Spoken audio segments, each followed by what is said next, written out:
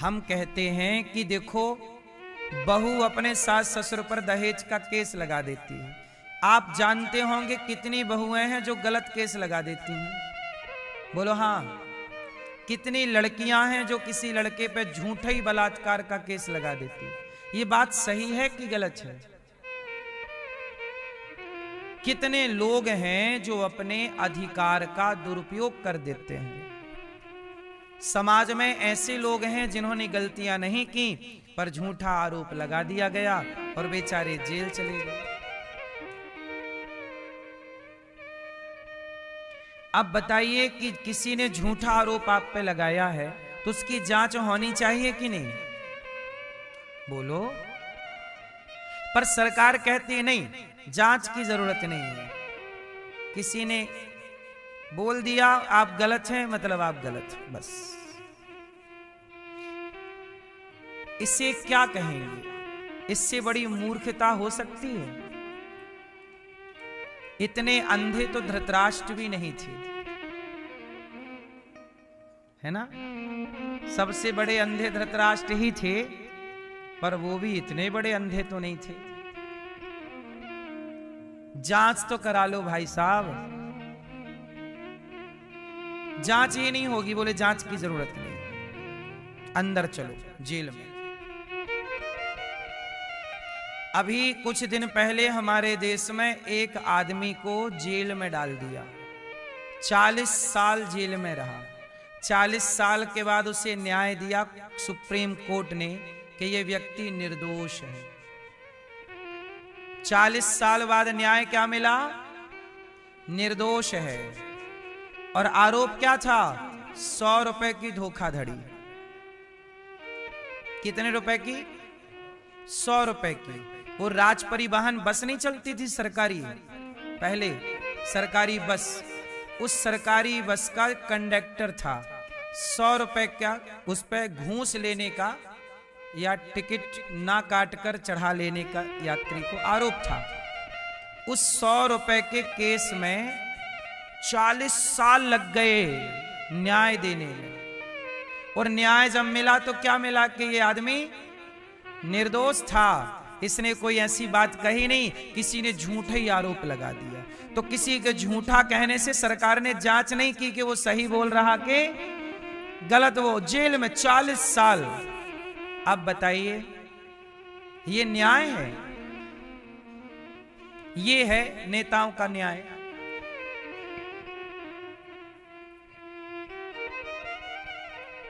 भगवान का न्याय अलग है साहब। अरे उसने आरोप लगाया तो एक बार आरोप की भी तो जांच हो कि सही है कि गलत। और चलो 1 महीना 2 महीने में न्याय मिल जाए, 1 साल के अंदर न्याय मिल जाए, लेकिन न्याय 40 साल। अब वो 40 साल जेल में रहा। अब उस 40 साल में तो उसकी जिंदगी खत्म हो गई ना? होगी खत्म कि नहीं? समाज में बदनामी हुई कि इसका बाप जेल में है, इसका पति जेल में है, इसका बेटा, जिसका भाई, जिसका पति, जिसका पिता जेल में होता है, समाज में उसे अच्छा कहां कहा जाता है? समाज की इस तरह की दबाव में वो रहे, लेकिन कोई नहीं सुनता यहां साहब। अंधा कानून, बहरे लोग, इससे बड़ी मूर्खता क्या होगी समाज की? इस देश में न्याय नहीं। न्याय के लिए आप लड़ते रहो, देते रहो वकीलों को पैसे, पैसे खर्च होंगे, बस न्याय नहीं मिलेगा। न्याय के नाम पे मिलती हैं तारीखें, तारीख पे तारीख, तारीख पे तारीख।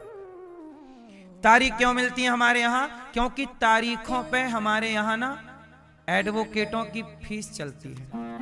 जल्दी न्याय हो जाएगा तो एडवोकेट को पैसा कौन देगा? इसलिए लंबा लटकाते हैं केस, ताकि जितना लंबा रहेगा हर बार में 1000, 2000, 5000 चित्त है। समझ रहे हैं लेवल भ्रष्टाचार का?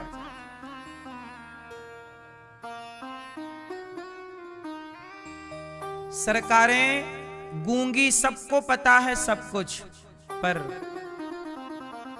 अंधेर नगरी चौपट राजा, टके शेर भाजी ठके शेर खाजा। ये पढ़ा था देखने को मिल रहा है। थी अंधेर नगरी थानबूज राजा, टके शेर भाजी टके शेर खाजा।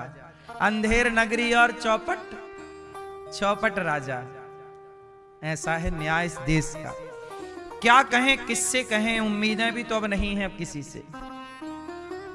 जिनसे उम्मीदें थी वही ऐसे कानून ले आए, कह रहे हैं कि अब जांच ही नहीं होगी, तुम आरोप किसी ने लगाया सीधे अंदर जाओ, कोई जांच की जरूरत नहीं।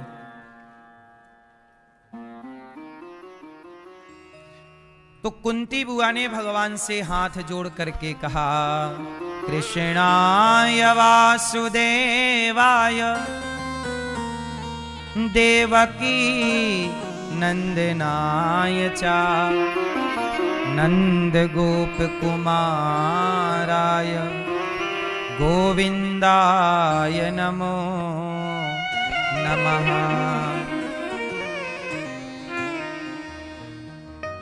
कुंती बुआ ने हाथ जोड़कर कहा, कृष्णाय वासुदेवाय देवकी नंदनाय च। हे कृष्ण, हे देवकी पुत्र, यशोदा पुत्र, हे नंद पुत्र, मैं आपको प्रणाम करती हूं। नमः पंकजनाभाय, हे प्रभु आपके चरणों में कमल नयन कृष्ण आपको प्रणाम है। भगवान बोले, बुआ क्यों प्रणाम कर रही हो? कुंती बुआ बोली, आज मैं आपसे कुछ मांगना चाहती हूँ। मांग लो। क्या मांगती हो बुआ? आज कुंती बुआ ने कहा, हे श्याम सुंदर, जो हम मांगेंगे आप हमें दोगे? हाँ हाँ मांग लो। कुंती बुआ ने आज भगवान से क्या मांगा?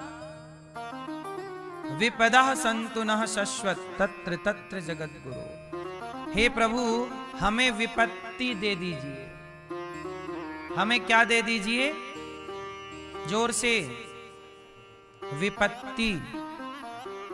क्या चाहिए? विपत्ति। आप लोग गौरी गोपाल आश्रम में जो वृद्ध माएं रहती हैं, 311 माएं, इन माओं की भी सेवा कर सकते हैं। माओं की सेवा करें। आप भी माओं को भोजन का सहयोग कर सकते हैं गौरी गोपाल आश्रम में, क्योंकि आप अपनी मां की सेवा करेंगे, पर जिन माओं को बच्चों ने घर से निकाल दिया, उन माओं की सेवा कौन करेगा? इसलिए जिन माओं को उनके अपने बच्चों ने निकाला है, ऐसी माओं की सेवा आप भी करिए। आप सब सहयोग करते हैं तो गौरी गोपाल आश्रम में वृद्ध माओं को भोजन मिलता है। आप सहयोग नहीं करेंगे तो भोजन नाश्ता कौन देगा? तो आप भी किसी माँ का सहारा बनो जो गौरी गोपाल आश्रम में रहती हैं। तू कितनी अच्छी है, तू कितनी भोली है, प्यारी प्यारी है ओ माँ, ओ माँ। कन्हैया मुस्कुराए, बुआ क्या मांग रही हो? सारी दुनिया सुख मांगती है, आप दुख मांग रही हो। कुंती बुआ बोली, दुख क्या करोगी? अब भगवान कृष्ण बोले, दुख क्या करोगे? बुआ दुख का क्या करोगी? कुंती बुआ बोली, श्याम सुंदर, जब से जीवन में सुख आया है तब से हमें डर लगने लगा। क्या? बोले, सुख में ये डर लग रहा है प्रभु कहीं हम आपको भूल ना जाएं, क्योंकि सुख में भगवान को भूलने की संभावनाएं ज्यादा है। हमें डर लग रहा, हम भूल ना जाएं। कुंती बुआ ने कहा, हे प्रभु हमें दुख दे दो। हमें क्या दे दो?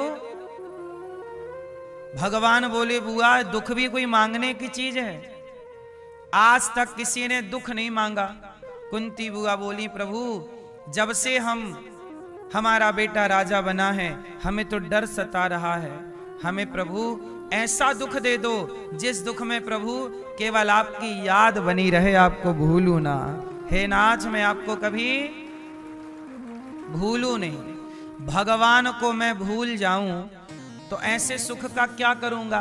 जिस सुख में हम भगवान को भूले बैठे हों, बढ़िया तो वो दुख है जो भगवान की याद तो दिलाता है। बोलो हाँ, भगवान की क्या दिलाता है? याद।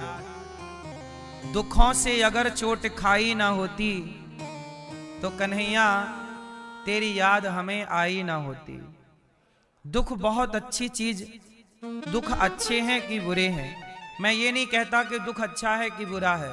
मैं ये कहता हूं कि ऐसा सुख बिल्कुल अच्छा नहीं है जो सुख हमें भगवान से दूर कर दे। दुख ही अच्छा, ऐसा दुख भी अच्छा जो भगवान के पास ले जा करके खड़ा कर दे।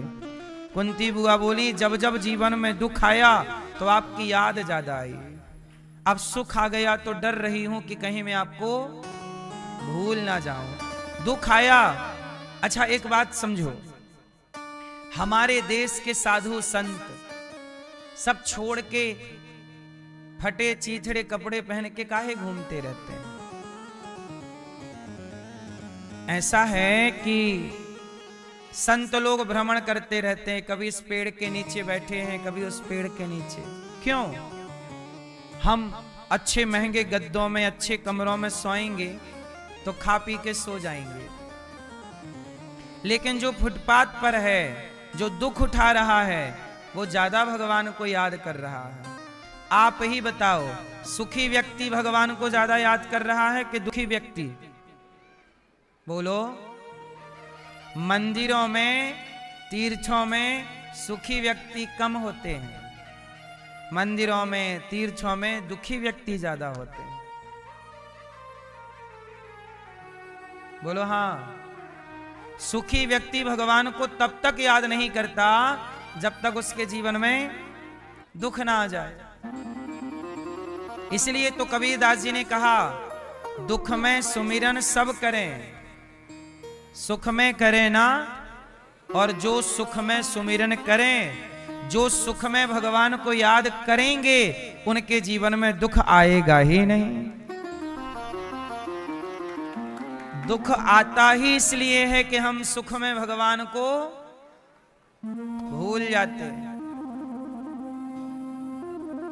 इसलिए मेरी मां, हालात चाहे अच्छे हों चाहे बुरे हों, हर परिस्थिति में भगवान को याद जरूर करना चाहिए। अब आप लोगों को लगता है कि भक्ति का मतलब दिन भर मंदिर जाएं, क्या दिन भर पूजा करें? नहीं, भक्ति का मतलब दिन भर पूजा करना नहीं, भक्ति का मतलब दिन भर मंदिर जाना नहीं। भक्ति का मतलब क्या है फिर? क्या है मैया? भक्ति का मतलब क्या है? समझाओ जरा हमें, लाल मैया।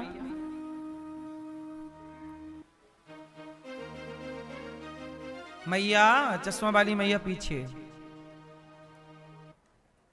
बताओ, भक्ति का मतलब क्या है? क्या है मेरी मां?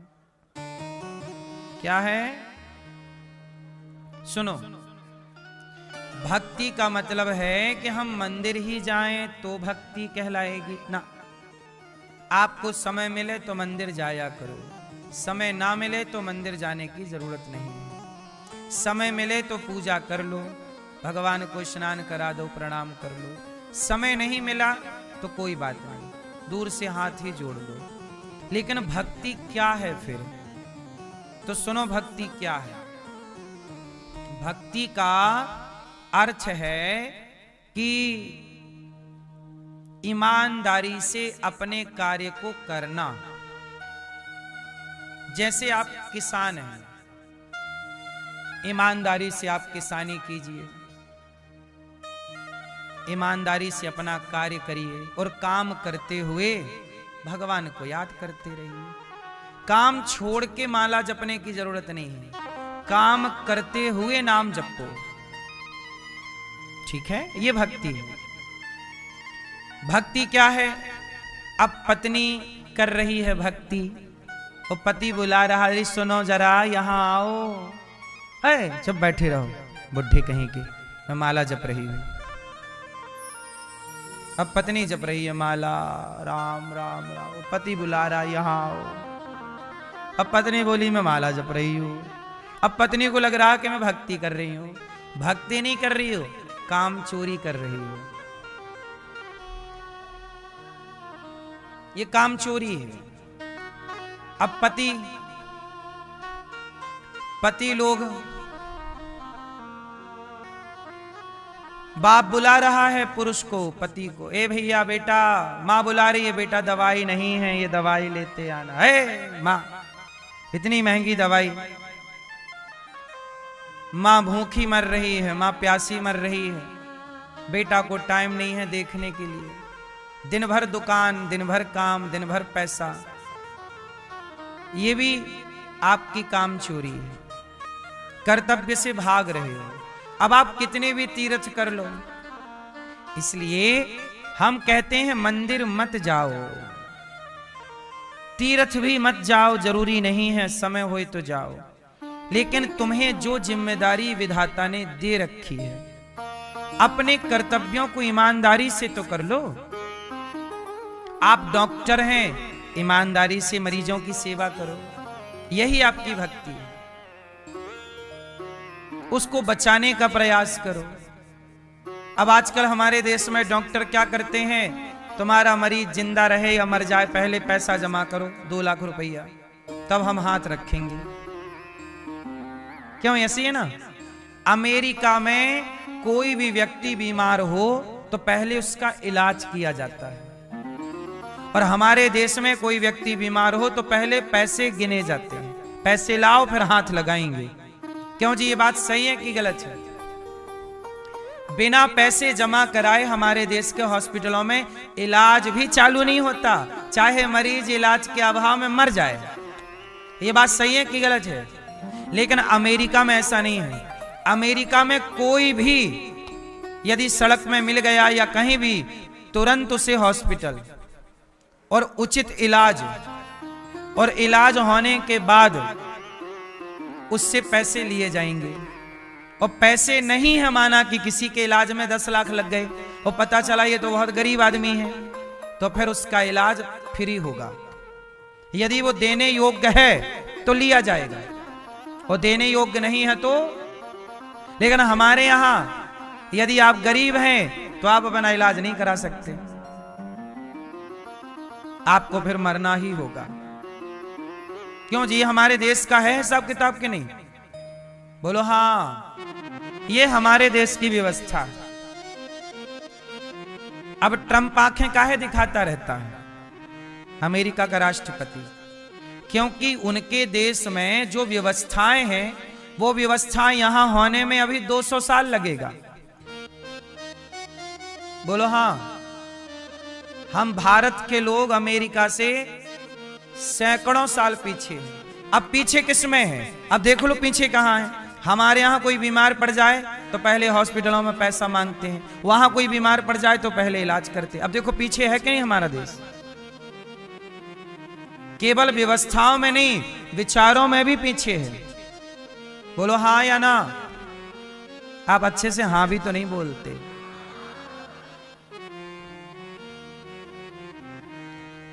इसलिए हमारे देश में भ्रष्टाचार ज्यादा है। इसलिए आपसे हम कहते हैं कि कुंती बुआ ने भगवान से विपत्ति मांगी, ऐसा सुख किसी काम का नहीं जो हमें भगवान से वंचित कर दे, दूर। इसलिए कहता हूं, अच्छे डॉक्टर बनो, मरीज को बचाओ, इंजीनियर बनो, यही आपकी भक्ति है। विद्यार्थी है तो मन लगा के पढ़ो, और पढ़ लिख करके योग्यता से, देखो भक्ति करना और धर्म से चलना। एक आदमी मंदिर जाता है पर भ्रष्टाचारी है, सरकारी अफसर है, मंदिर रोज जाता है पर घूस लेता है काम करने की। बिना पैसे के, बिना घूस के काम नहीं, बेईमान है। और दूसरा व्यक्ति है जो मंदिर कभी नहीं जाता पर ईमानदार है, 1 रुपए की घूस नहीं लेता, तुम्हारा काम उचित करता है। अब बताओ कौन सही है कौन गलत? मंदिर जाने वाला सही है कि वो जो बेईमानी नहीं करता और मंदिर नहीं जाता वो सही है? मंदिर जाना, दिन भर तुम चोरी करो, दिन भर झूठ बोलो और कहो जी हम तो मंदिर जाते हैं, बड़े भक्त हैं। तुम्हारा मंदिर जाना ही तुम्हें ये लगता है कि हम मंदिर जा रहे हैं मतलब हम भक्त हैं ना मेरी मां। तुम यदि राष्ट्र के, भारत के साथ विश्वासघात कर रहे हो, बेईमानी कर रहे हो, चोरी कर रहे हो। अब आप ट्रेनों में देख लो, सामान्य आदमी जा रहा था, ट्रेन छूटने लगी तो सामान्य टिकट लिया था सामान्य डिब्बे की, पर वो रिजर्वेशन वाले डिब्बे में घुस गया। टीटी भाई साहब आए, चलो टिकट। उसने कहा भाई साहब टिकट तो ये है, वो आगे ट्रेन रुकेगी तो हम उतर जाएंगे। ट्रेन चल पड़ी तो हम चढ़ गए। टीटी बोले नहीं, 500 देना पड़ेगा। वो बोला भाई हम गरीब आदमी है, 500 कहां से लाएं। अब बेचारा वो दिन भर तिहाड़ी मजदूरी करने वाला बच्चों के लिए कुछ पैसे इकट्ठे करके जा रहा था घर, उसी से टीटी ने 500 ले लिए।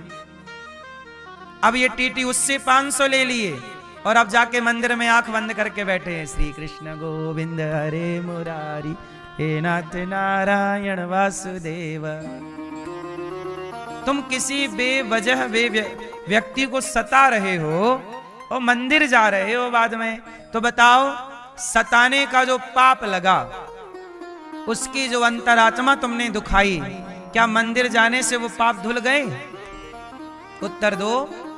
इसका मतलब भक्ति क्या है? भारत के लोग समझ नहीं पाए कि भक्ति क्या है। भगवान ने तुम्हें जो जिम्मेदारी दी है, जो काम दिया है, उसे ईमानदारी से करना ही भक्ति है। डॉक्टर हो, ईमानदारी से सेवा करो। अब हमारे देश में इंजीनियरिंग करते हैं, इंजीनियर हैं। इंजीनियर साहब ने सड़क बनवाई, 2 साल नहीं हुई सड़क में गड्ढे हो गए। बोलो हाँ। अब इंजीनियर साहब जा रहे हैं मंदिर, हे भगवान हम तो रोज आते हैं आपके पास, भगवान देंगे 4 कूड़ा। मूर्खो, जो काम तुम इंजीनियर हो तो ऐसी इंजीनियरिंग लाओ, ऐसा सीखो, ऐसा करो कि लंबा चले चीजें। भगवान की भक्ति क्या है? ईमानदारी। सबसे बड़ा धर्म क्या है? धर्म ना दूसर सत्य समाना। सत्य के रास्ते पर चलना, सत्य बोलना ही धर्म है, भक्ति है, और कोई भक्ति नहीं है। तुम दिन भर माला जप रहे हो पर बोलते झूठ हो, तो माला से क्या होगा? दशरथ जी के प्राण चले गए पर धर्म से वो हटे नहीं, झूठ नहीं कहा। हरिश्चंद्र बाजार में बिक गए सत्य के लिए। इसलिए आज आप लोगों को लगता है माला जपेंगे बस यही, इसी से हमारा कल्याण हो जाएगा। हो तो जाएगा, लेकिन मेरी मां, धर्म ही सबसे बड़ी पूजा है, धर्म ही सबसे बड़ी भक्ति है। अनिरुद्धाचार्य के पास जिम्मेदारी, मेरा धर्म क्या है? गौरी गोपाल आश्रम में हमारी वृद्ध माएं रहती हैं, उन माओं की सेवा करना मेरा धर्म है। अब मैं माओं की सेवा छोड़ दूं और जाऊं रोज मंदिर में बैठा रहूं? भाई उन्हें तो माओं के लिए मुझे 2 रोटी कमानी पड़ेगी कि नहीं? कमा कमा के माओं की सेवा करनी पड़े। अब मैं सब काम छोड़ दूं और जाके मंदिर में बैठा रहूं, तो मंदिर में बैठा रहूंगा तो मेरा कल्याण हो जाएगा। लेकिन समाज में रह के समाज की सेवा करता हुआ धर्म का पालन करूंगा तो मेरा भी कल्याण होगा, मेरे द्वारा बहुत लोगों का भी कल्याण संभव है। आपको मैं बता रहा हूं, समझा रहा हूं, उससे आपका भी संभव है।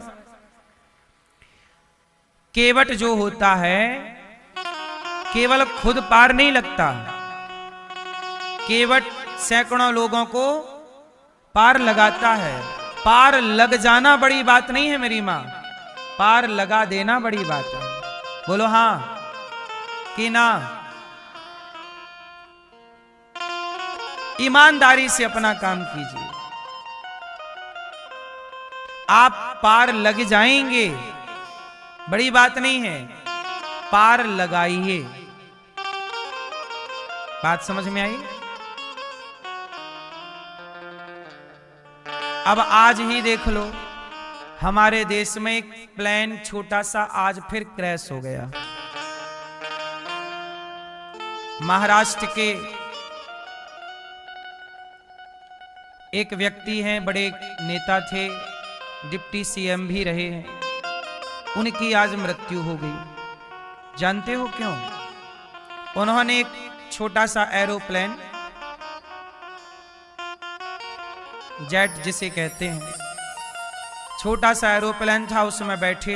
अच्छा, एरोप्लेन की सर्विस देने वाले लोग होते हैं, पैसे से सब मिलता है, तो वो जा रहे थे कहीं एक जगह से दूसरी जगह।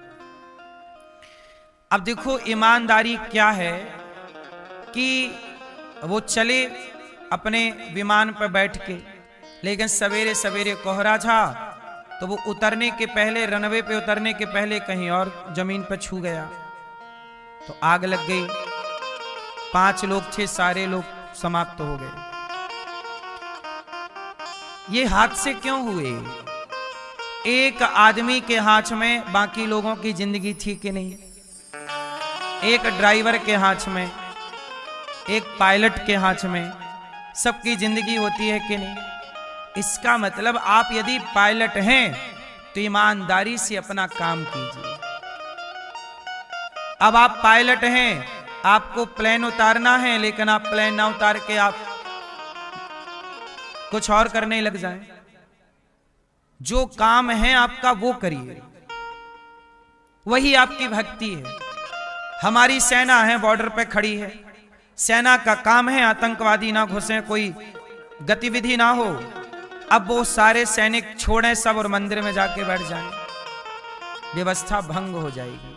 आपकी ईमानदारी से की गई सेना की सेवा ही आपकी भक्ति है, इसी से भगवान प्रसन्न होंगे। ईमानदारी से किया गया माँ बाप का सम्मान और माँ बाप की सेवा, इसी से भगवान प्रसन्न होंगे। आप पत्नी हैं, ईमानदारी से अपने पति में समर्पण कीजिए, पति की सेवा कीजिए, पति के वचनों पर चलिए, इसी से आपका कल्याण होगा। अब पति की एक ना सुनना और दिन भर पूजा करना। आजकल का व्यक्ति अपने धर्म से और अपने कर्म से भटक चुका है, और बचने के लिए फिर वो कहता है कि हम मंदिर चले जाएंगे, हमारा सब ठीक हो जाएगा, हम गंगा नहा लेंगे, सब नहीं।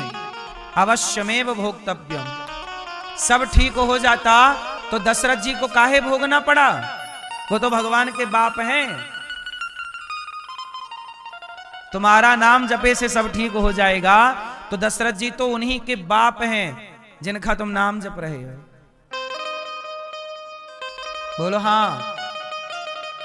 अवश्यमेव भोक्तव्यम, अर्थात भोगना पड़ता है। भीष्म पितामह जैसों को बाणों की सैया पर लेटना पड़ा। इसलिए मेरी मां चोरी से, छल से, निंदा से, चुगली से, पाप से, बेईमानी से, भ्रष्टाचार से बचो, गलत से बचो, ईमानदारी से काम करो। हाँ या ना? नमक रोटी अच्छी है ईमानदारी की, 56 भोग अच्छे नहीं है बेईमानी के। आजकल हमारे देश में सबको क्या बनना है? बड़ा आदमी। और बड़े आदमी बनने के चक्कर में चोरी करने लग गए, डाका डालने लग गए, ठगने लग गए। साइबर ठगी होती है कि नहीं? बोलो हाँ। आपके मोबाइल पे ओटीपी आएगा, कहेगा कि हम बैंक के मैनेजर बोल रहे हैं, तुम्हारा खाता अपडेट करना है, ओटीपी बताओ। आपने धोखे से बता दिया तो साइबर अपराधी सारा पैसा तुम्हारा घर बैठे खत्म कर देते हैं, ट्रांसफर कर लिया। और जरा सोचिएगा कि हमारे देश की व्यवस्थाएं कितनी घटिया हैं। अच्छा एक बात बताओ, साइबर अपराध हो रहे हैं कि नहीं? किसी का पैसा किसी के खाते में चला जाता है चोरी से, ये हो रहा है कि नहीं? आप लोग बताओ। हो रहा है। जबकि इसे पकड़ना बहुत आसान है, क्योंकि बैंक का पैसा आपके खाते का यदि कहीं गया होगा तो किसी ना किसी खाते पे गया होगा, वो खाते पे सब जानकारियां होती हैं। तो ऐसे अपराधियों को तो तुरंत पकड़ा जा सकता है कि तुम्हारा पैसा किस खाते पे गया, तुरंत पकड़ लिया जाए। लेकिन ये भारत की व्यवस्था नहीं पकड़ पाती। सोचिए, इतना लचीला कानून है, जबकि खाते को पकड़ना बहुत आसान होता, तुरंत 1 मिनट में तो निकल आता है कि पैसा कहां ट्रांसफर हुआ है, किसके नाम पे वो खाता है, वहां से पैसा कहां गया, तुरंत वो आदमी पकड़ा जाएगा। लेकिन नहीं, भारत में रोज ठगी हो रही है। ओटीपी बताओ जरा, पैसा खत्म हो रहा है कि नहीं, सरकारें नहीं पकड़ पा रही हैं, देख लो। जबकि ये वाला अपराध तो लीगल अपराध है, खाते टू खाते वाला, इसको तो पकड़ा जाना चाहिए तुरंत। लेकिन हमारे देश का कानून वही अंधा है, उसे कुछ दिखता ही नहीं है ना, या तो दिखता नहीं है या वो देखना नहीं चाहता। कामचोर है कानून। क्यों? कुल मिलाकर हम आपको केवल ये बता रहे हैं कि ईश्वर की अदालत में ऐसा ना होगा मेरी मां। ईश्वर की अदालत में तो चाहे तुम भगवान के बाप हो या भगवान के बेटे, जो किया है, वसुदेव जी 18 साल जेल में रहे, भगवान कृष्ण के पिता। बोलो हां, क्यों पिता रहे? क्योंकि ये पिछले जन्म में कश्यप ऋषि थे, कश्यप जी, और इन्होंने एक देवता की गाय को रख लिया था और दिया नहीं। लगभग 18 साल तक उस गाय को अपने पास रखे रहे। तो एक गाय को, आप किसी की गाय को बंदी बना के रखे तो आपको भी जेल जाना पड़ेगा, चाहे भगवान के बाप ही आप क्यों ना हो। ईश्वर की अदालत में कोई बड़ा छोटा, इसलिए कहता हूं कि यहां की अदालतें तो अंधी हैं, यहां का सिस्टम अंधा है। परमात्मा की आंखें सब देख रही हैं, सबको देख रही हैं। इसलिए बचो, क्योंकि वहां, यहां तो बच जाओगे, पर वहां हाँ, क्या साधु क्या संत गृहस्थी,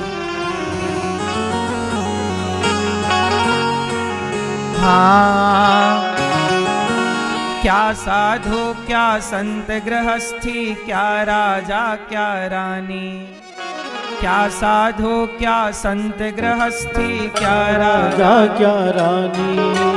प्रभु की पुस्तक में लिखी है सबकी कर्म कहानी, प्रभु की पुस्तक में लिखी है सबकी कर्म कहानी।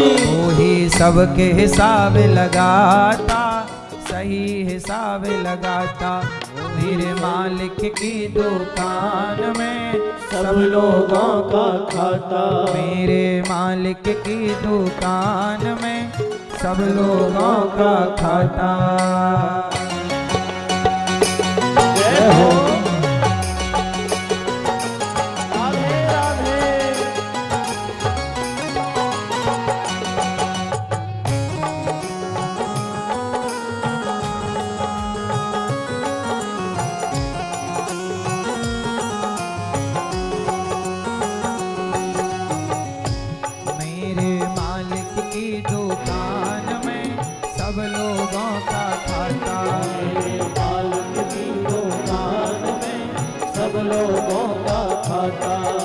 सब लोगों का खाता है भाई, सब लोगों का खाता, सब लोगों का खाता है भाई, सब लोगों का खाता।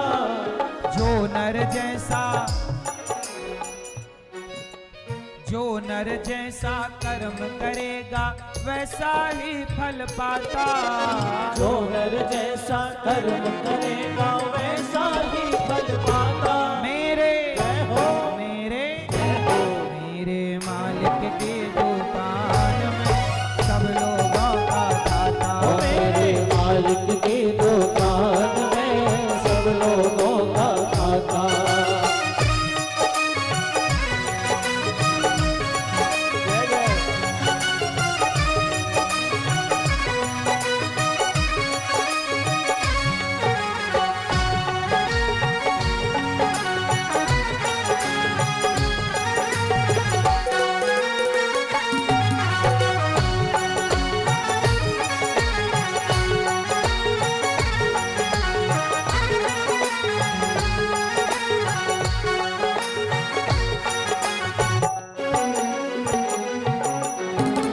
साधु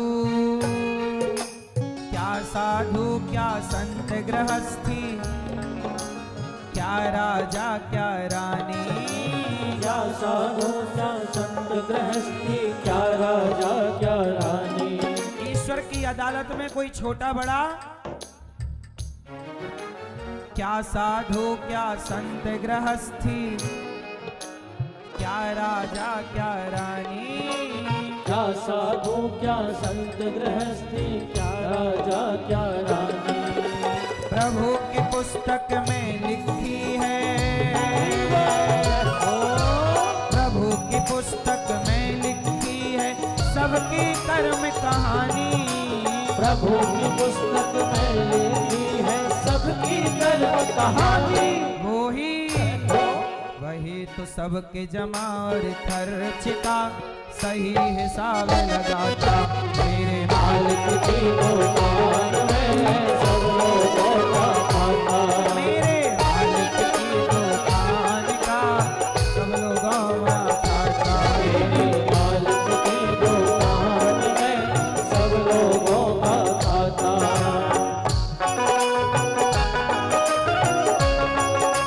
जय हो।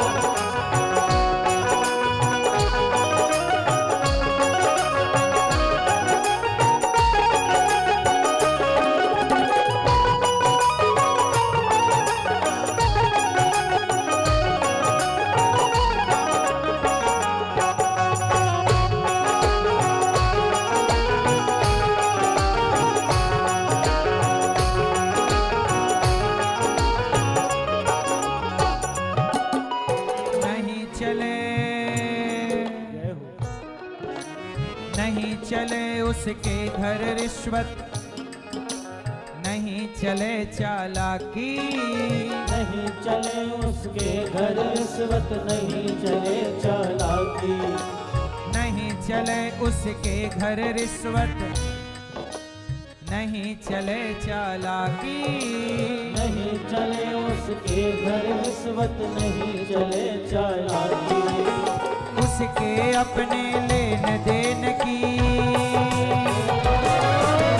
उसके अपने लेन देन की रीत पड़ी है बाकी।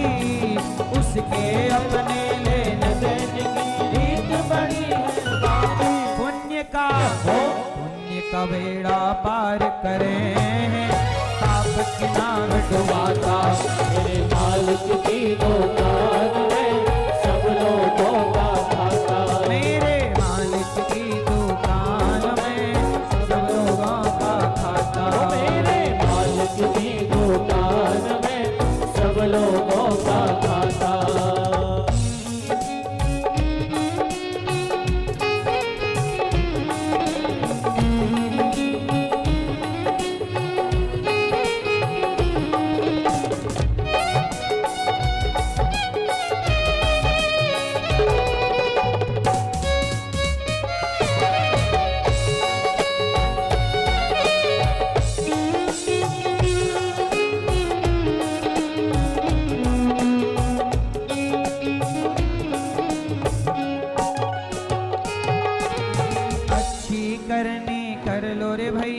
कर्म न करियो काला। अच्छी करनी कर लो रे भैया, कर्म न करियो काला। अच्छी करनी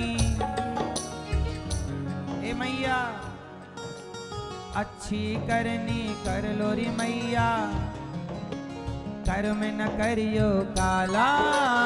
अच्छी करनी कर लो रे भैया, कर्म न करियो काला। अच्छी करनी कर लो रे भैया, कर्म न करियो काला। अच्छी करनी कर लो रे भैया, कर्म न करियो काला। क्यों क्यों? लाख आंख से एक नहीं, दो नहीं, तीन नहीं, लाख आंख से देख रहा है तुझे देखने वाला। हाँ, लाख आंख से देख रहा है तुझे देखने वाला। धर्म का करते बेड़ा पार है, पाप की नाव डुबाता। मालिक मालिक की दुकान में सब लोगों का खाता। मेरे मालिक की दुकान में सब लोगों का खाता। मेरे मालिक की दुकान में सब लोगों का खाता। मेरे मालिक की दुकान में सब लोगों का खाता। मेरे मालिक की दुकान में सब लोगों का खाता। मेरे मालिक की दुकान में सब लोगों का खाता। सब लोगों का खाता, सब लोगों का खाता।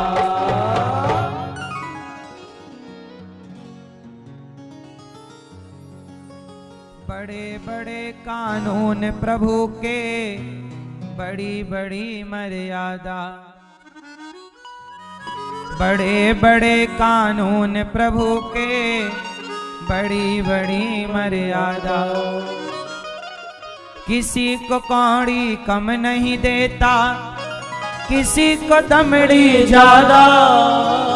किसी को कौड़ी कम नहीं देता, किसी को दमड़ी ज्यादा। समझदार तो चुप रह जाता, मूर्ख शोर मचाता। मेरे मालिक की दुकान में सब लोगों का खाता। इसलिए कुंती बुआ बोली, प्रभु हमें सुख नहीं चाहिए, विपत्ति दे दो। क्या दे दो? आप लोग भगवान से क्या चाहते हैं? इतना चाहो कि प्रभु हम आपको कभी भूलें ना। काम करो अपने, पर ईश्वर को याद रखो बस।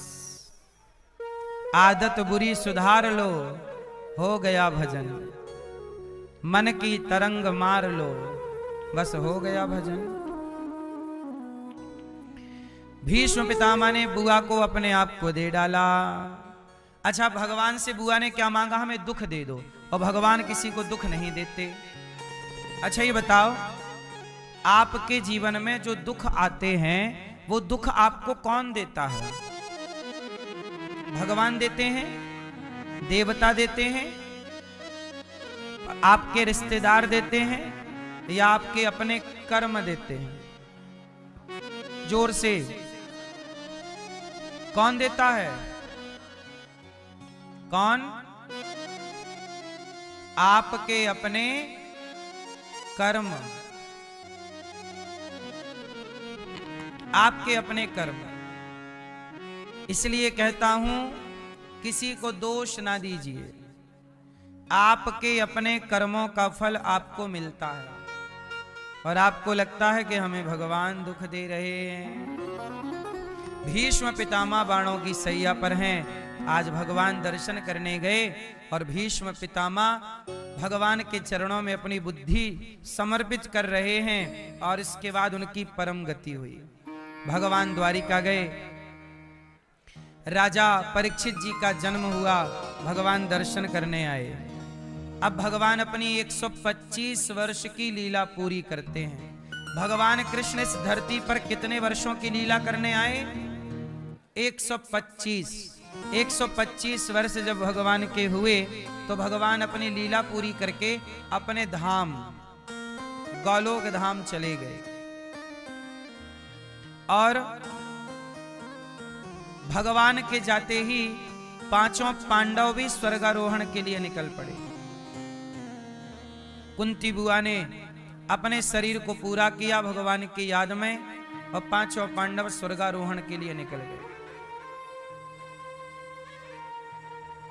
अब भगवान के जाने के बाद कलयुग के राजा बने हैं परीक्षित। कलयुग के राजा कौन? परीक्षित। राजा परीक्षित का शासन चालू हो गया। भगवान कृष्ण के जाते ही कलयुग आ गया। कलयुग के पहले राजा बने परीक्षित। एक दिन परीक्षित जी ने देखा कि एक गाय और एक बछड़ा रो रहा है। गाय रो रही है और बछड़ा 3 पांव टूट चुके हैं, एक पांव से खड़ा है। और एक काला सा आदमी बड़े से डंडे से गाय को मार रहा है। गाय को पांव से मार रहा है, लात से। परीक्षित जी ने देखा कि ये मेरी गाय पर, मेरे गौवंश पर बड़ा अत्याचार हो रहा है, कोई तो रोको। परीक्षित जी गए तलवार लेके। ए मूर्ख, वो काला आदमी जो मार रहा, ए सुन, कौन है तू? वो काला आदमी चरणों में गिर पड़ा, महाराज मेरा नाम कलयुग है। तो गाय को क्यों मारता है? कलयुग बोला, महाराज जहां ये गाय रहती है वहां मैं रह नहीं पाता अच्छे से। याद रखना, जब तक भारत में गौ माता की सेवा होती रही तो कलयुग इस तरफ फैल नहीं पाया। अब कलयुग का बोलबाला ज्यादा है। पहले कलयुग का बोलबाला कम था। वो कलयुग तो चाहेगा कि मेरा ही बोलबाला ज्यादा हो, इसलिए कलयुग का बोलबाला ज्यादा हो, इसलिए कलयुग पाप ज्यादा कराता है। आजकल आप लोग अच्छे काम करने में चित्त नहीं लगता, बुरे काम करने में मन लगता है, क्योंकि कलयुग खुद नहीं चाहता कि आप अच्छे काम करें, क्योंकि अच्छे काम होंगे तो कलयुग प्रभावशाली नहीं होगा। ये कौन सा युग है? कलयुग है। और कलयुग में जब गाय की सेवा होगी, गाय की पूजा होगी सब, तो फिर कलयुग का अर्थ ही क्या निकला? कलयुग बोले, महाराज सब तो पूजा पाठ कर रहे हैं। अच्छा, कलयुग कब खुश होता है? जो पूजा करते हैं, जो गाय की सेवा करते हैं, उनसे कलयुग खुश नहीं होता। कलयुग किससे ज्यादा प्रसन्न होता है? जो व्यक्ति शराब पी के पड़ा है, टुन्न हो गया, शराब पी रहा है, तो कलयुग बहुत खुश होता है कि ये मेरा ग्राहक है, ये मेरा नाम रोशन कर रहा है। शराब पीने वाले से कलयुग बहुत खुश होता है। जुआ खेलने वाले से कलयुग बहुत खुश होता है। पराई औरत को देखना, इलू इलू करना, ताकते रहते तुझको सांझ सवेरे, ऐसे गानों को सुनता रहता है कलयुग। मुन्नी बदनाम हुई, ये सब गाने कौन सुन रहा है ज्यादा? कलयुग। बोलो हाँ। इसलिए कलयुग के हिसाब के लोग भी इस धरती पे हैं। कलयुग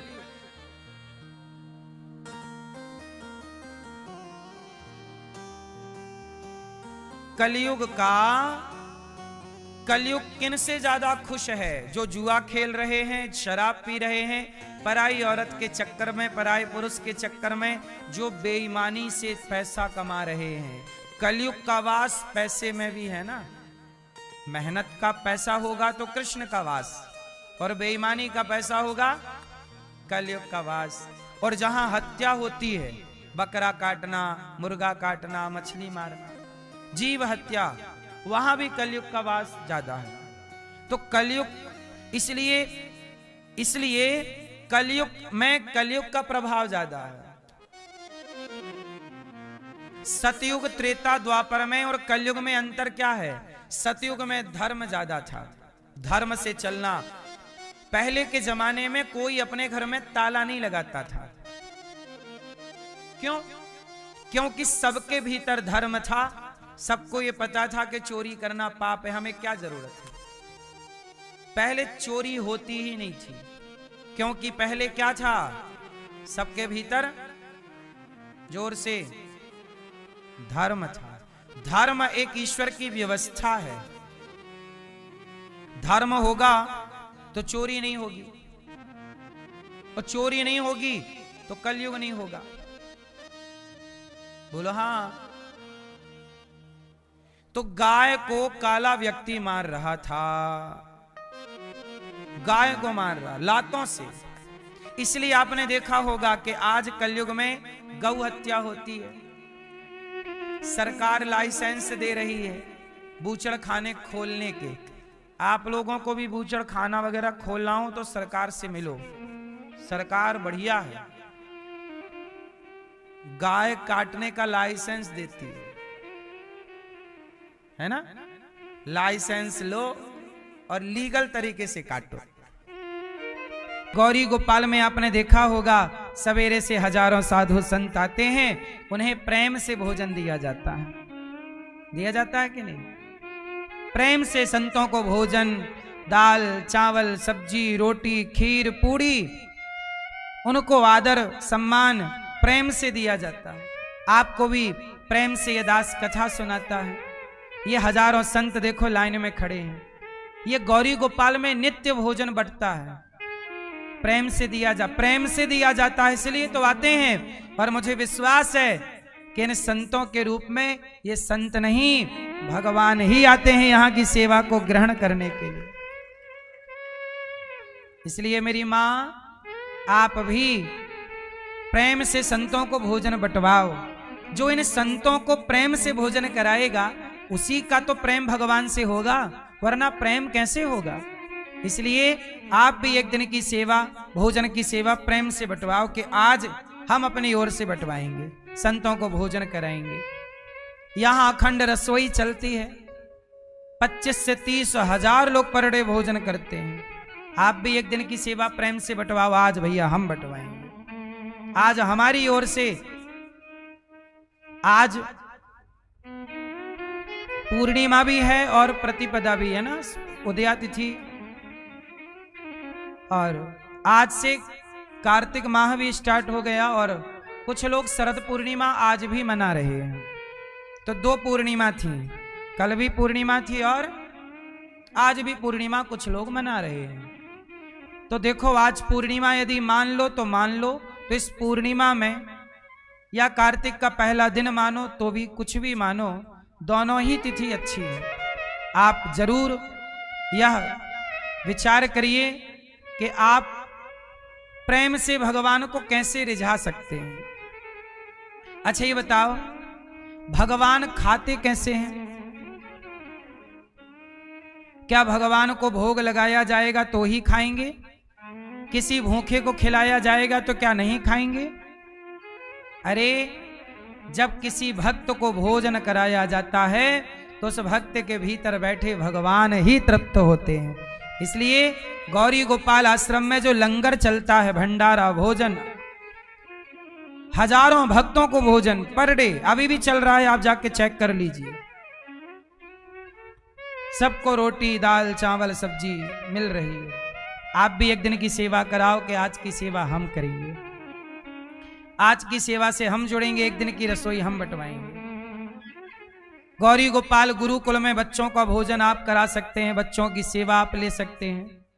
ये दास अनिरुद्ध देखो, हम भिक्षा मांगते जरूर हैं, पर इसलिए मांगते हैं कि आपके द्वारा जब आपका धन इन सेवाओं से जुड़ता है तो आपका धन शुद्ध होता है और आपके सहयोग से बच्चों को शिक्षा मिल जाएगी, भोजन मिल जाएगा, कॉपी किताब मिल जाएंगी, पांव पे खड़े हो जाएंगे। आप भी भोजन बंटवाओ बच्चों को। एक दिन माताओं को भोजन बंटवाओ कि आज वृद्ध माओं को हम भोजन बंटवाएंगे। आज सभी वृद्ध माओं को आप भोजन बंटवा सकते हैं। आज आपकी ओर से सब माओं को भोजन दिया जाए। 310 माताएं हैं। कल आपने देखा जिस माँ ने, मैया ने मजदूरी करके काम करके और बच्चों को पढ़ाया लिखाया, आखिरी में उन्हीं बच्चों ने घर से बाहर निकाल दिया। ऐसी 310 माताएं गौरी गोपाल में हैं। आप माओ को नाश्ता बंटवा सकते हैं कि कल का नाश्ता माओ को हमारी तरफ से। एक दिन की सेवा आप ले लो। रात्रि का दूध बंटवाओ कि आज रात का दूध माताओं को हम अपनी ओर से दूध की सेवा करेंगे। एक एक गिलास दूध माओ को हम बंटवाएंगे अपनी ओर से। तो आप जो सेवा ईश्वर ने आपको बनाया हो, जो करने योग्य, करिएगा।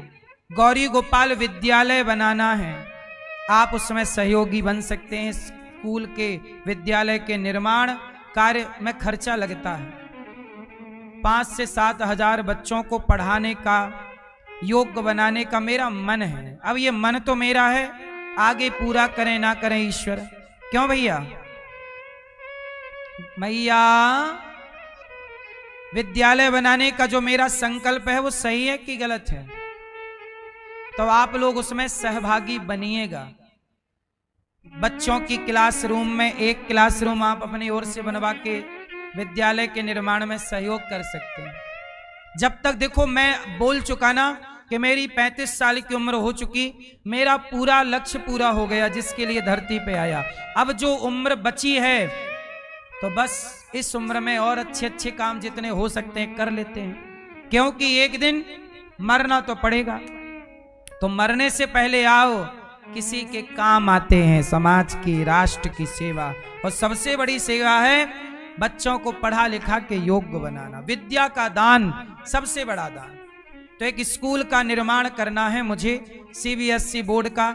अब उसमें आपका क्या योगदान हो सकता है, ईश्वर आपको किस योग्य बनाए, आप विचार जरूर कीजिएगा। माताओं के वृद्धाश्रम में, माताओं के लिए और जो कमरे बनाने हैं उसमें आपका क्या योगदान हो सकता है, माओ के भोजन में आपका क्या योगदान हो सकता है, बच्चों की शिक्षा में आपका क्या योगदान हो सकता है, गौशाला में गाय की सेवा में आपका क्या योगदान हो सकता है, संतों की सेवा में आपका क्या योगदान हो सकता है, जरूर सोचिएगा।